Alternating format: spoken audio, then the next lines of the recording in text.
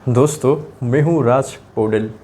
दोस्तों आज हम लोग जानेंगे कि टरबाइन एक्सेल शिफ्ट या एक्सेल डिस्प्लेसमेंट या एक्सेल या थ्रस्ट ये क्या होता है, इसके बारे में आज हम लोग इस वीडियो में जानकारी लेंगे।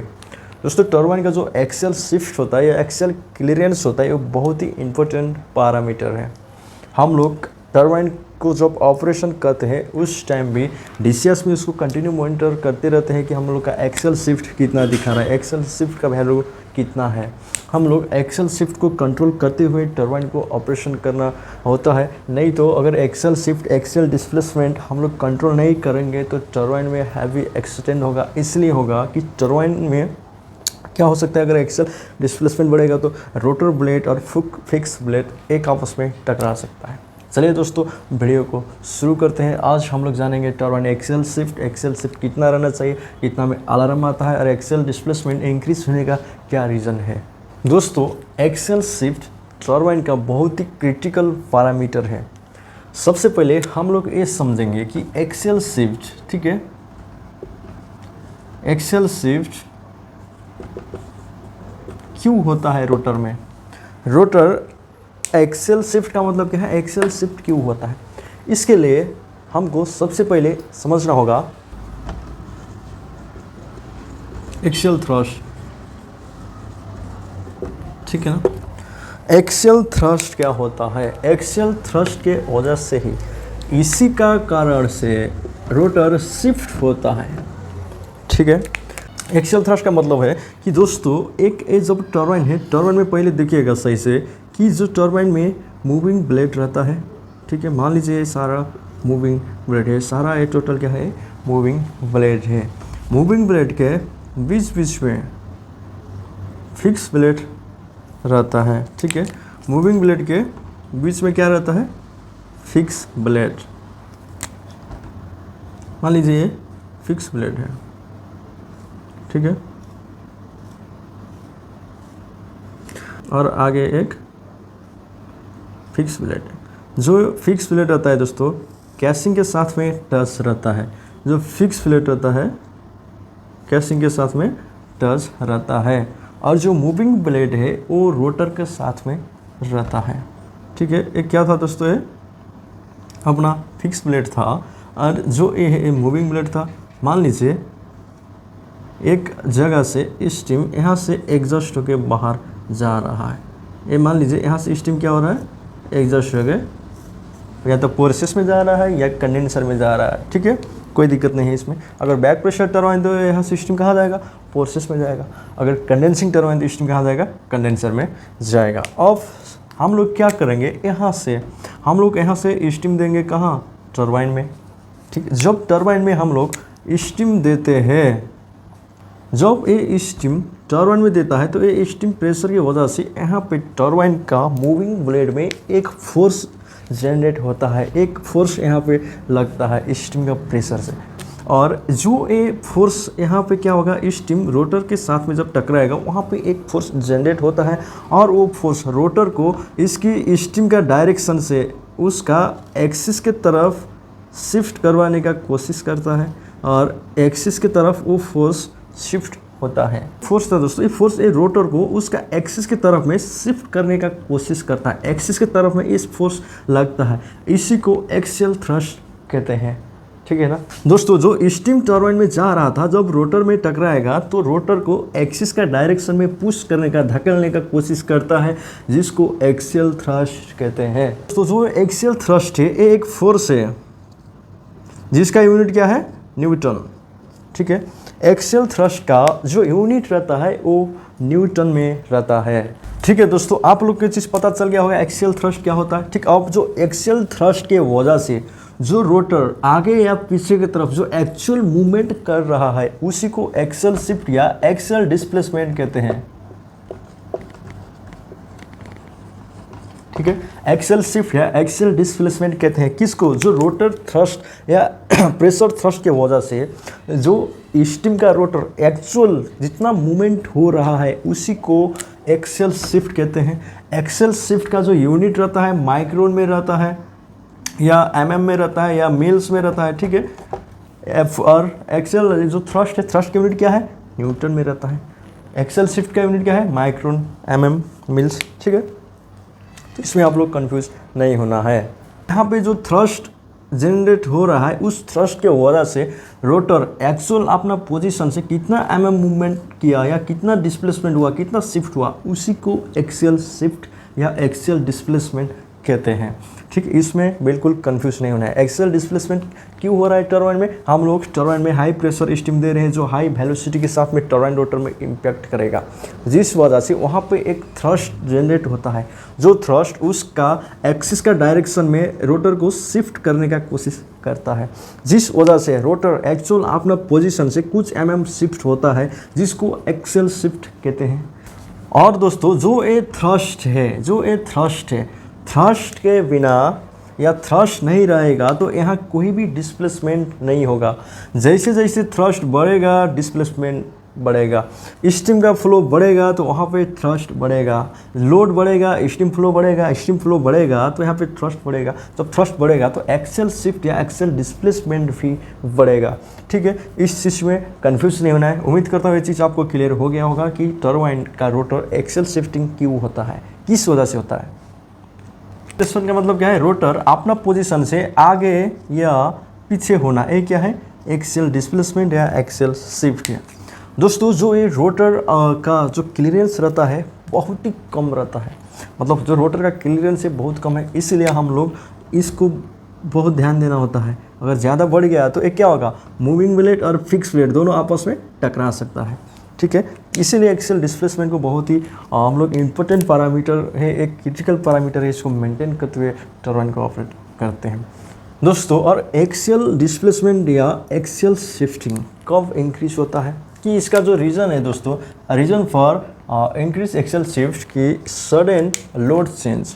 अगर टरबाइन का लोड सडन चेंज हो जाता है तो इसमें क्या होता है दोस्तों, स्टीम का फ्लो कम होता है।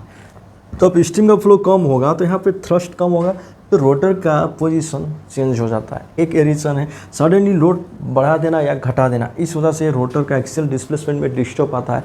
इसलिए कभी भी एक ही बार लोड नहीं बढ़ाना है, एक ही बार लोड नहीं घटाना है, ठीक है। धीरे धीरे करते हुए हम लोग लोड को मेंटेन करना होता है। दूसरा रीज़न है कैरी ओवर।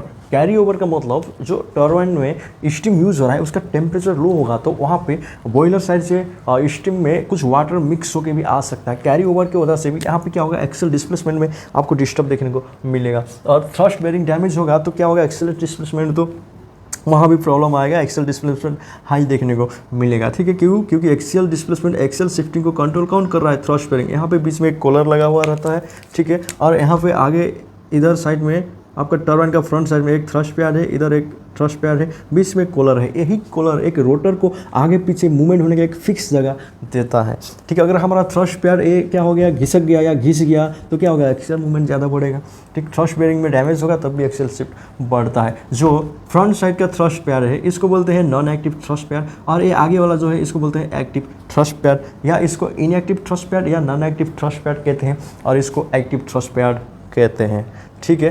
आगे जाके समझेंगे इसके बारे में।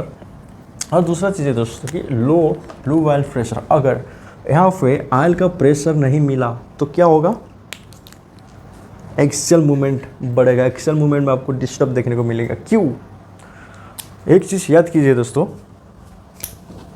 दोस्तों एक चीज़ याद कीजिए आप लोग, कभी भी टरबाइन जो रोटेट कर रहा है ना, काफ़ी लोग इसमें कंफ्यूज हो जाते हैं कि टरबाइन जो रोटेट हो रहा है कैसे रोटेट हो रहा है। मैं आप लोग को समझाऊंगा। जो एक टरबाइन का रोटर है, जो रेड में कर दिया हो, रेड कलर का ये रोटर है, यहाँ पे एक जर्नल बेरिंग लगा हुआ रहता है आगे, ठीक है। इस साइड में क्या है, यहाँ आगे एक जर्नल बेरिंग है, यहाँ भी एक जर्नल बेरिंग है, ठीक है ना दोस्तों। अभी मैं ज़्यादा पार्ट्स नहीं बनाऊंगा। अगर देखिएगा तो क्या है, जर्नल बेरिंग रहता है, ऑयल सील रहता है, उसके आगे लेवरेन सील रहता है, ग्लैंड पैकिंग रहता है, ये सब इसके अंदर में रहता है। लेकिन हम लोग ओनली डिस्प्लेसमेंट का बात कर रहे हैं बेरिंग से रिलेटेड, इसीलिए ओनली हम बेरिंग से रिलेटेड ही बात करेंगे। बाकी पार्ट्स का भी यहाँ कुछ भी नहीं बनाऊँगा, ठीक है। अभी यहाँ क्या एक जर्नल बेरिंग है, फ्रंट में रियर में एक जर्नल बेरिंग है, और आगे थ्रस्ट बेरिंग है। जब टरबाइन अपना एक आरपीएम में रोटेट करता है तो यहाँ पे जो बेरिंग में जो क्लियरेंस था वहाँ पे ऑयल का सप्लाई होता है लुब्रिकेशन के लिए, प्लस हाइड्रोडायनामिक ऑयल फील, वहाँ पे एक हाइड्रोडायनामिक ऑयल प्रेशर या ऑयल फील वहाँ पे डेवलप होता है। मतलब जब ये रोटर रोटेट कर रहा है तो किसी भी मेटल के साथ में डायरेक्ट कांटेक्ट में नहीं रहता है। दैट मीन्स समझ लीजिए रोटर हवा में घूम रहा है। ये बोलने में इस चीज़ को नहीं बोलेगा, टेक्निकली वर्ड ये नहीं है, आप लोग को समझाने के लिए बता रहा हूँ कि मान लीजिए रोटर हवा में घूम रहा है, ठीक। मतलब जो ये रोटर है इसका दोनों साइड में जर्नल बेरिंग है, तो इस बेरिंग का जो गैप है ना दोस्तों, एक गैप, ये साफ्ट मानिए रोटर साफ्ट, ठीक है। और जो बेरिंग गैप है यहाँ पे आयल जाता है, यही आयल के ऊपर रोटर तैरता है और रोटर रोटेट करता है, ठीक। और आगे देखिएगा तो थ्रस्ट पैड के पास भी वही होता है। जो ये थ्रस्ट पैड का जो गैप है यहाँ पे आयल भरा हुआ रहता है, ठीक है। आयल जाता है कि डायरेक्ट थ्रस्ट पैड के पास रोटर का कॉलर सीधे कांटेक्ट में नहीं आता है। मतलब रोटर टरबाइन का कोई भी मेटल के साथ में कांटेक्ट में नहीं रहता है, रोटर एक आयल के ऊपर तैरते हुए घूमता है। अगर यहाँ पे आयल का सप्लाई कम हुआ तो क्या होगा कि रोटर आगे की तरफ शिफ्ट हो सकता है या पीछे की तरफ भी शिफ्ट हो सकता है, ठीक है। जिस वजह से अपना क्या है थ्रस्ट या एक्सेल शिफ्ट इंक्रीज होगा। क्योंकि जब रोटर किसी भी चीज़ पे डिपेंड नहीं है, किसी भी मेटल के साथ में कंडक्ट नहीं है, वो आयल के ऊपर तैरती हुए रोटर हाइड्रोडायनेमिक आयल फीलिंग यहाँ पे जो हो रहा है, छोटा सा आयल का पतली सी लेयर बनता है, उसी के ऊपर में रोटर घूम रहा है। मतलब रोटर को आगे पीछे करने के लिए छोटा सा पुशअप भी उसको मिलेगा, छोटा सा फोर्स भी मिलेगा, तो इजीली रोटर आगे या पीछे शिफ्ट हो सकता है। इसीलिए दोस्तों हम लोग हमेशा लोड चेंज करेंगे सडनली तो यहाँ रोटर में थ्रस्ट जो बन रहा था वो क्या होगा, बढ़ेगा घटेगा तो रोटर शिफ्ट हो जाएगा। और कैरी ओवर करेंगे या थ्रस्ट बेरिंग ओवर डैमेज होगा तब भी होगा, और plus low oil pressure low होगा तो क्या होगा, यहाँ पे ऑयल फील गैप, जो ऑयल फील था हाइड्रोडायनेमिक ऑयल फील यहाँ नहीं बन पाएगा, जिस वजह से एक्सेल मूवमेंट इंक्रीज हो सकता है। इसीलिए हम लोग हर एक बेरिंग में ऑयल का प्रेशर एक्यूरेट देना चाहिए। अगर आपको 2 kg या 1.2 kg बेरिंग इनलेट में आप लोग मेंटेन कर रहे हैं तो 1.2 kg ही वहाँ पे रहना चाहिए, 1.1 भी नहीं देना है। अगर आप 1.1 दीजिएगा तो एक साइलेंट किलर की तरह काम करता है। इसका इफेक्ट आपको तुरंत देखने को नहीं मिलेगा, फ्यूचर में इसका प्रॉब्लम आपको देखने को मिलेगा। धीरे धीरे क्या करेगा, वो शाफ्ट को बेरिंग को डैमेज कर देगा। क्योंकि आपने 1.2 kg प्रेशर मेंटेन करना था लो ऑयल का, लेकिन आपने 1.1 कर दिया तो चलेगा, कोई दिक्कत नहीं है। इसका प्रॉब्लम कब देखने को मिलेगा, फ्यूचर में। ये एक साइलेंट किलर की तरह काम कर रहा है। इसीलिए कभी भी ऑयल का प्रेशर हर एक बेरिंग में आपको बिल्कुल बराबर देना है, 0.1 kg भी कम नहीं करना है, इस चीज़ को याद कीजिएगा। और तीसरा रीज़न है दोस्तों ब्लेड स्केलिंग या डिपोजिशन। मतलब अगर ब्लेड में कुछ स्केल हो गया या शील का डिपोजिशन होकर बैठ गया तो वहाँ पे क्या होगा, प्रेशर का डिफरेंस की वजह से यहाँ पे अनइवन प्रेशर बनेगा रोटर से शाफ्ट में, जिस वजह से क्या होगा, एक्सेल थ्रस्ट इंक्रीज होता है। Loss of condenser vacuum. दोस्तों जो कंडेंसिंग टरबाइन है, कंडेंसर में वैक्यूम पॉजिटिव की तरफ चला गया तो क्या होगा, बैक प्रेशर लगेगा, जिस वजह से एक्सेल डिस्प्लेसमेंट डिस्टर्ब देखने को मिलेगा।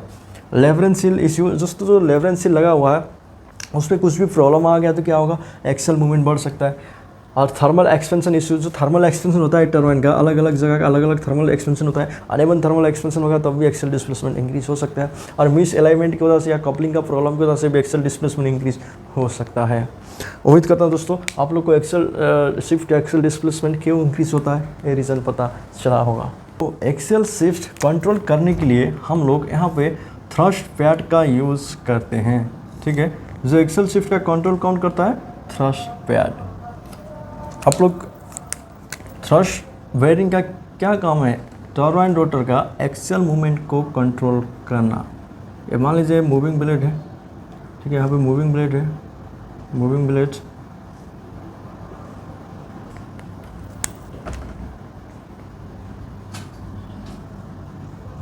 दोस्तों मान लीजिए कि टरबाइन है, यहाँ पे हमने क्या करते हैं, अब हम लोग बात करेंगे इसका मेनली टॉपिक में, ठीक है। देखिए ये क्या है, एक टरबाइन है, यहाँ पे पीछे एक जर्नल बेरिंग है, ठीक, आगे एक जर्नल बेरिंग है, उसके बाद यहाँ पे बीच में देखिएगा तो थ्रस्ट कूलर रहता है, ठीक है। मान लीजिए क्या है, ये थ्रस्ट कूलर है, ठीक है। और कूलर का थ्रस्ट कलर जो रहता है, थ्रस्ट कलर बोलिए, कूलर बोलिए, जो समझ में आएगा कोई दिक्कत नहीं। थ्रस्ट कूलर का यहाँ पे 2 थ्रस्ट पैड लगा हुआ रहता है, आगे और पीछे, ठीक है। जो थ्रस्ट कलर है इसके आगे पीछे क्या है, थ्रस्ट कलर। ये इसका क्या है, ये नॉन एक्टिव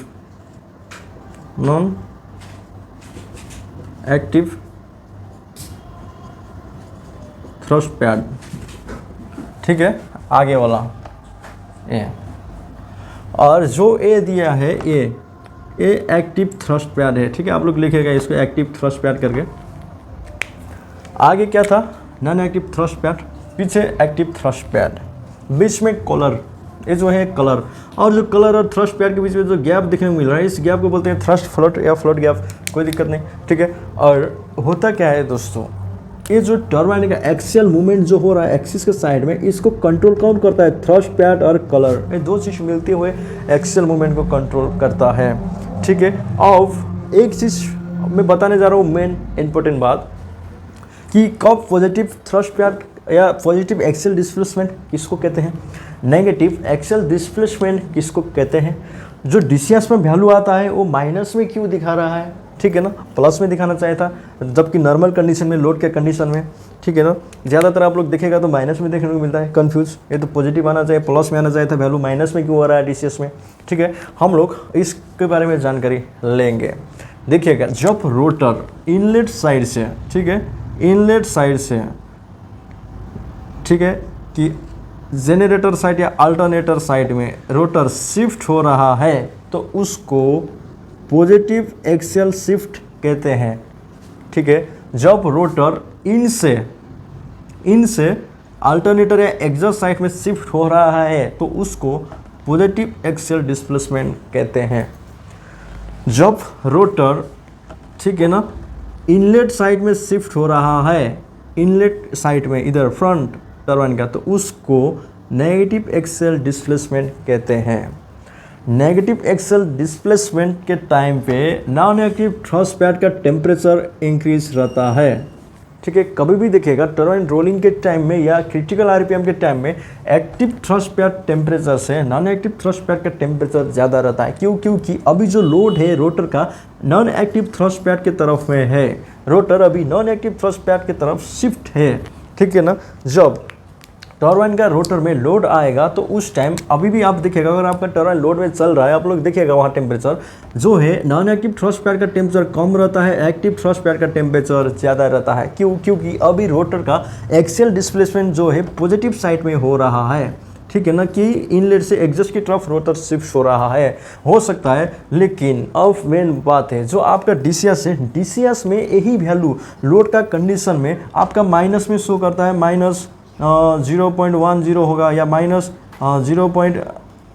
होगा कि 0.8 या कुछ होगा, ऐसे वैल्यू आपको दिखा रहा होगा, या माइनस 0.4 दिखा रहा होगा, ठीक है, जो भी दिखा रहा है लोड का कंडीशन में। तो ये जो आ रहा है वैल्यू, ये प्लस में आना चाहिए था ना, क्योंकि इधर आगे शिफ्ट हो रहा है। लेकिन डीसीएस में माइनस वैल्यू क्यों आया, इसमें दोस्तों आप लोग कंफ्यूज मत होइएगा, मैं बता रहा हूँ। इसीलिए आता है कि इसमें आपका जो वहाँ पे प्रोब लगाया है उसका क्या कैलिब्रेशन है, उसका लोकेशन कहाँ पे है, इस चीज़ में ये सब डिपेंड रहता है। अब मैं बता रहा हूँ माइनस में क्यों आया डीसीएस में।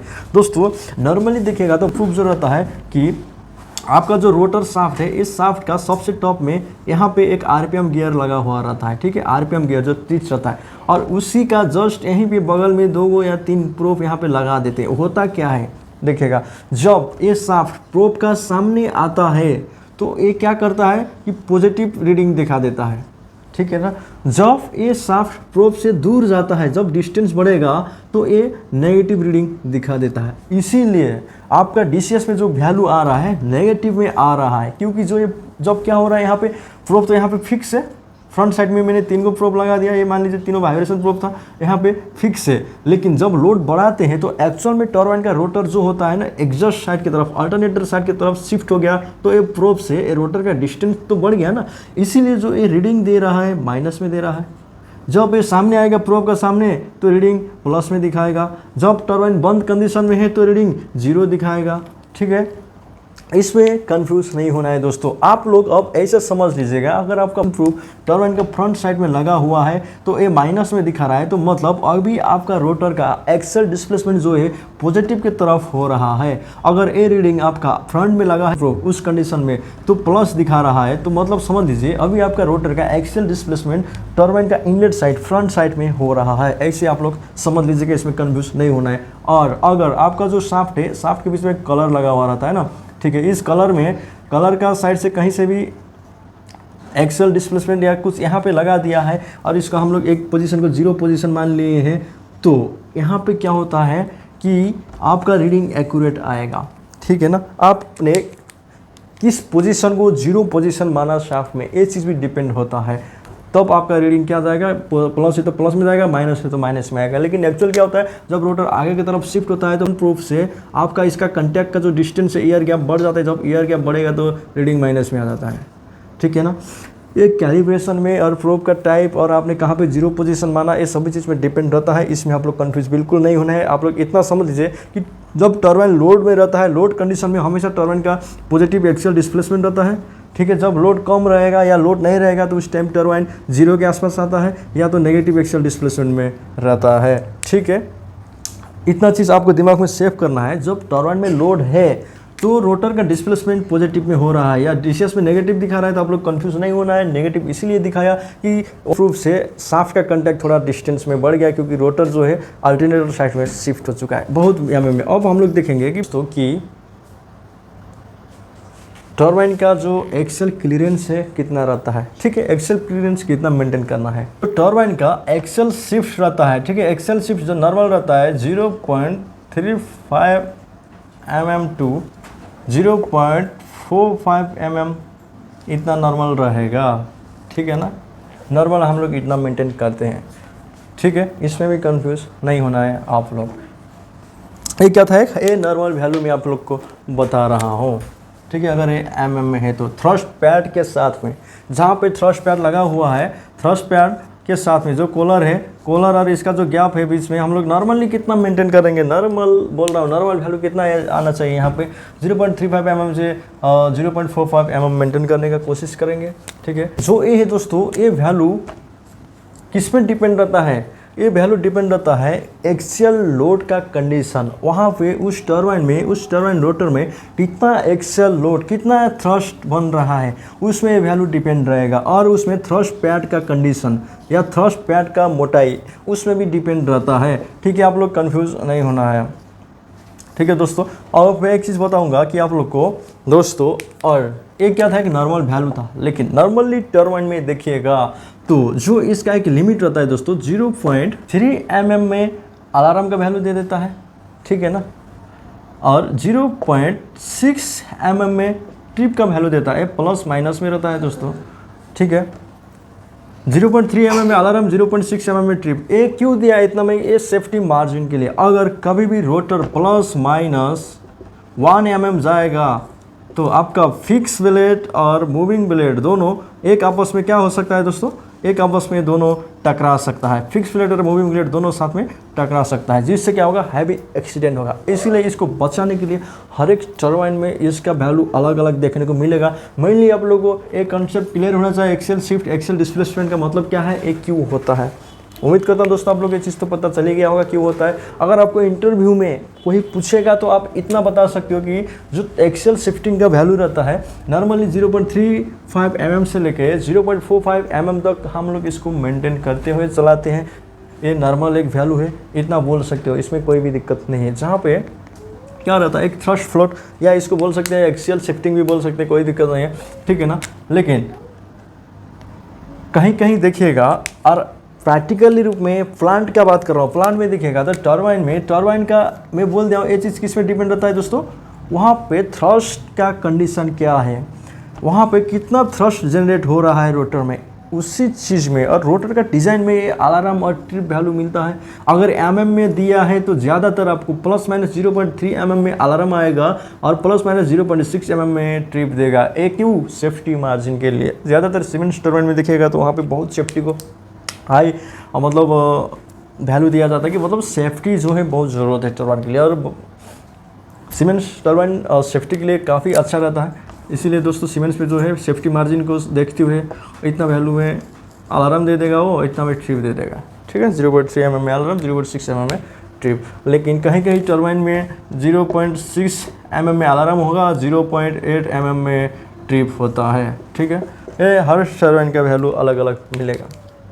यहाँ पे दोस्तों एक्सेल शिफ्ट कंट्रोल करने के लिए यहाँ पे जो थ्रस्ट पैड का यूज़ हो रहा है, इस थ्रस्ट पैड को बोलते हैं टिल्टिंग थ्रस्ट पैड बेयरिंग। जो टिल्टिंग थ्रस्ट पैड बेयरिंग है वही क्या करता है, एक्सेल मूवमेंट, एक्सेल शिफ्टिंग को कंट्रोल करके रखता है एक कलर का थ्रू, ठीक है। कलर क्या करता है यहाँ पे और आगे और पीछे कितना मूवमेंट कर रहा है रोटर, कितना शिफ्ट हो सकता है, वहाँ पे दो गो थ्रस्ट बेयरिंग फिक्स रहता है, बीच में एक कलर रहता है, ठीक है। इसी कलर और थ्रस्ट पैड बेयरिंग का जो बीच में गैप है, यही गैप में ही रोटर शिफ्ट होता है, यही क्लियरेंस में। इसीलिए दोस्तों हम लोग क्या करते हैं, मेनली एक्सियल शिफ्टिंग को कंट्रोल करते हैं। और एक्सियल शिफ्टिंग क्यों बढ़ता है ओरिजिन में ऑलरेडी बता दिया हूँ। ऑपरेशन के टाइम में हम लोग को इसको काफ़ी कंट्रोल करने की ज़रूरत होती है। हम लोग ध्यान नहीं देते, टर्बाइन की बार लोड कटा देते हैं, कभी लोड घटा भी देते हैं, इंक्रीज डिक्रीज करते हैं सडनली, या फोर्सेस का स्टीम का फ्लो एक ही बार कट कर देते हैं, या कंडेंसर में अच्छा वैक्यूम नहीं बन रहा है, या ऑयल का प्रेशर नहीं मिल रहा है, या डिरेटर में जो स्टीम का चार्जिंग के लिए जा रहा है वो ज़्यादा फ्लैक्चुएशन हो रहा है, ठीक है, या एक्सट्रैक्शन या ब्लीड जो आउट होकर जा रहा है उसमें स्टीम का फ्लो वेरी कर रहा है, तो उस कंडीशन में एक्सियल मूवमेंट भी काफ़ी वेरी करेगा, ठीक है ना। इस सभी चीज़ को ध्यान में रखते हुए हम लोग को टर्बाइन को एक सेफ्टी के साथ में ऑपरेशन करने की ज़रूरत होता है। टर्बाइन बहुत ही एक क्रिटिकल इक्विपमेंट है और डेंजर इक्विपमेंट ही है अगर हम लोग इसको सेफ्टी के साथ में नहीं चलाएंगे तो, ठीक है। और ठीक है दोस्तों, और ये चीज़ आप लोग को समझ में आया होगा। अब हम लोग फिर मिलेंगे नेक्स्ट वीडियो में।